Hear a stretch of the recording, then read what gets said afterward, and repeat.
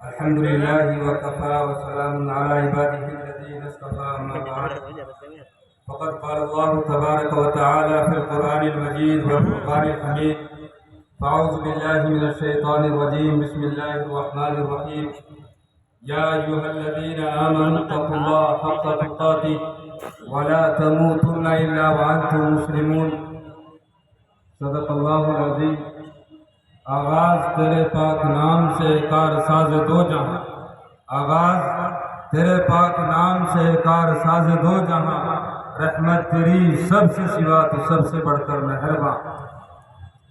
عزیزان محترم اور اسٹیج پر تشریف فرما علماء اکرام اور معزز حاضرین، اللہ رب العزت کا احسان عظیم ہوا کہ اس نے ہمیں اس بار رونق مجلس میں حاضری کی توفیق عنایت فرمائی۔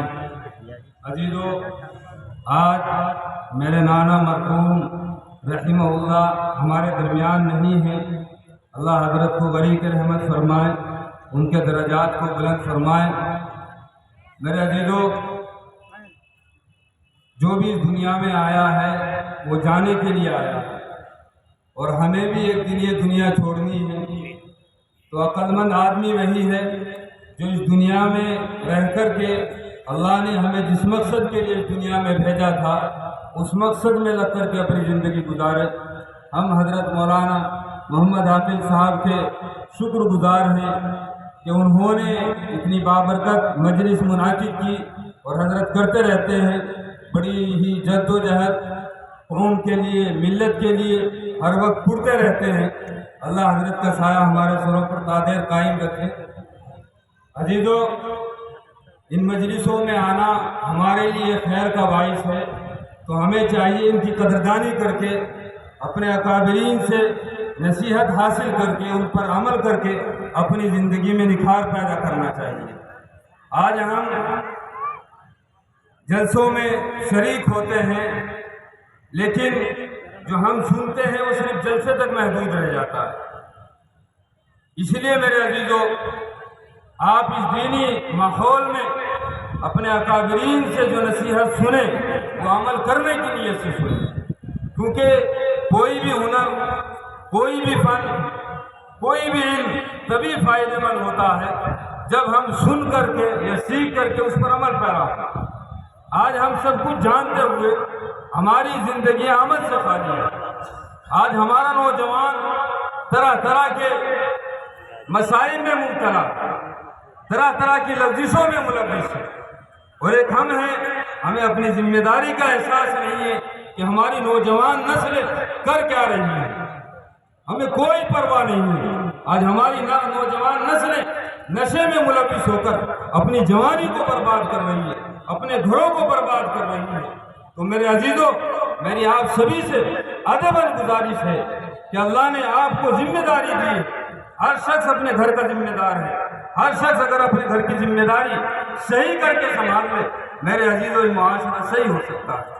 اگر ہمارا معاشرہ صحیح ہو گیا، میرے عزیزو، ہمارا دین پر چلنا اور دین پر عمل کرنا اور دین کے کاموں کو کرنا ہمارے لیے آسان ہو جائے گا۔ قرآن کریم کی جو میں نے آیت تلاوت کی ہے، اس میں باری تعالیٰ ارشاد فرماتے ہیں، یا ایھا الذین آمنوا اتقوا اللہ حق تقاتہ، اے ایمان والو، اللہ سے ایسے ڈرو جیسے اس سے ڈرنے کا حق ہے۔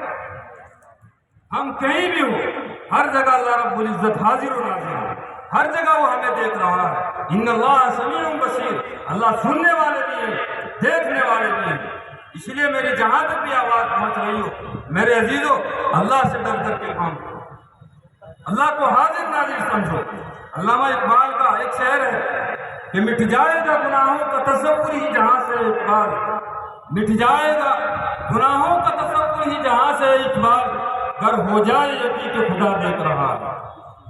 آج جو ہم گناہ کرتے ہیں میرے عزیزو، وہ نڈر ہو کے گناہ کر رہے ہیں۔ ہر آدمی کو معلوم ہے کیا اچھا ہے کیا برا ہے، لیکن پھر بھی ہم کر بھی کرتے ہیں۔ کیوں میرے عزیزو؟ یہ اس لیے ہوتا ہے کیونکہ ہمیں دنیا کی فکر ہمارے سروں پر زیادہ سوار ہے، آخرت کی ہمیں پرواہ نہیں ہے۔ میں بات بارہا کہتا ہوں، ایک دن مرنا ہے اور مرنے کے بعد جواب دینا ہے۔ خواہ وہ جوانی ہو یا بڑھاپا ہو، اللہ نے جو زندگی دی ہے یہ بطور آزمائش ہے، بطور امتحان ہے۔ اس لیے میرے عزیزو، اللہ نے ہمیں جس مقصد کے لیے یہاں بھیجا تھا اس مقصد میں لگ کر کے ہم اپنی زندگی کو گزاریں۔ میرا فیلڈ میں گھومنا ہوتا ہے، لیکن اکثر مساجدوں کا جو حال دیکھنے میں آیا ہے، اکثر مسجدیں خالی پڑی ہیں، بڑی بڑی مساجدیں ہیں، ٹائل پتھر لگے ہوئے ہیں، مسجدیں سجی ہوئی ہیں، لیکن نمازی وہی پرانے 2-4-10 دن جو چلے آ رہے ہیں۔ نوجوان آج ہماری مسجدوں سے دور ہیں۔ میرے عزیزوں، فکر مند ہونے کی ضرورت ہے۔ ہر آدمی کو اپنی ذمہ داری کا احساس ہونا چاہیے۔ اللہ کے نبی صلی اللہ علیہ وسلم کا ارشاد ہے، کلکم راع وکلکم مسئول عن رعیتہ۔ آگاہ ہو جاؤ، تم میں سے ہر ایک ذمہ دار ہے، اور ہر ذمہ دار سے کل قیامت کے دن اس کی ذمہ داری کے بارے میں سوال ہوگا۔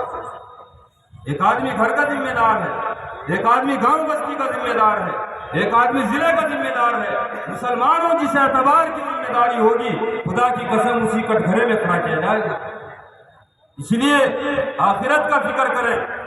جس کو میں کہتا ہوں، گھر سے ایک مسافر چلا جس کے کچھ ارمان تھے، کچھ قدم آگے بڑھا، راستے میں قبرستان تھے، قبرستان میں کھٹی ملی جس کے بیان تھے، اے مسافر سنبھل کر چل، ہم بھی کبھی انسان تھے۔ عزیزو، ہمارے سامنے نہ معلوم کتنے چلے گئے ہیں جنہیں ہم نے اپنے ہاتھوں سے، اپنے ان کاندھوں سے قبرستان تک پہنچایا۔ ایک دن ہمیں بھی جانا، اس لیے میرے عزیزو، وہ وقت آنے سے پہلے ہمیں اپنی فکر کر لینی چاہیے، اور زیادہ سے زیادہ اپنی آخرت کا فکر کر کے اپنی زندگی کو بنا لینا اور سنوار لینا چاہیے۔ آج ہماری زندگیاں جانوروں سے بھی بدتر ہوتی چلی جا رہی ہیں۔ جس دنیا کے پیچھے میرے عزیزو ہم لگے ہوئے ہیں، اللہ کا رزق دینے کا وعدہ آپ سے ہے۔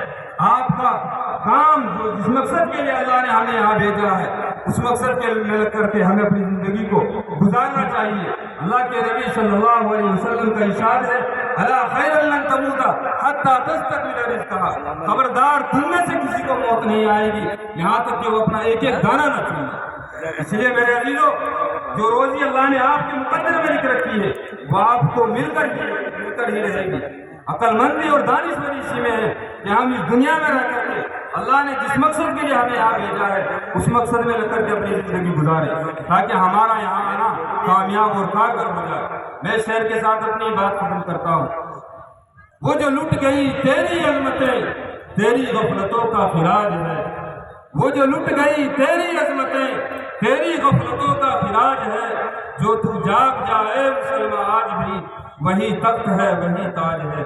وما علینا الا